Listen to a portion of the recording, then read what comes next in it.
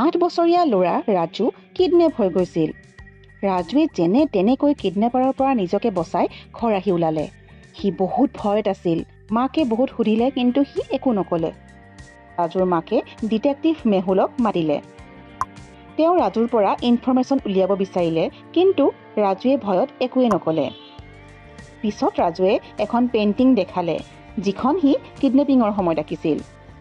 মেহুলে পেইণ্টিংখন বহুত ভালকৈ চালে আৰু মেইন 3জন ছাছপেক্টক আইডেণ্টিফাই কৰিলে।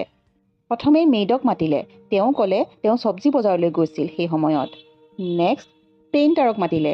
তেওঁ ক'লে সেই সময়ত পিছৰ ৰুমটো পেইণ্টিং কৰি আছিল। শেষত গাৰ্ডক মাতিলে। তেওঁ ক'লে মই গেটৰ বাহিৰত ডিউটি কৰি আছিলোঁ। আপোনালোকে কি ভাবে এই 3জন ছাছপেক্টৰ কোন কিডনেপাৰ হ'ব পাৰে?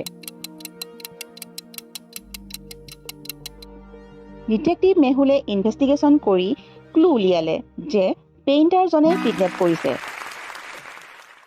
কাৰণ পেইণ্টাৰৰ ড্ৰেছত সেই পেইণ্টৰ কালাৰ লাগি আছিলে যিটো ৰাজুৱে পেইণ্ট কৰিছিলে।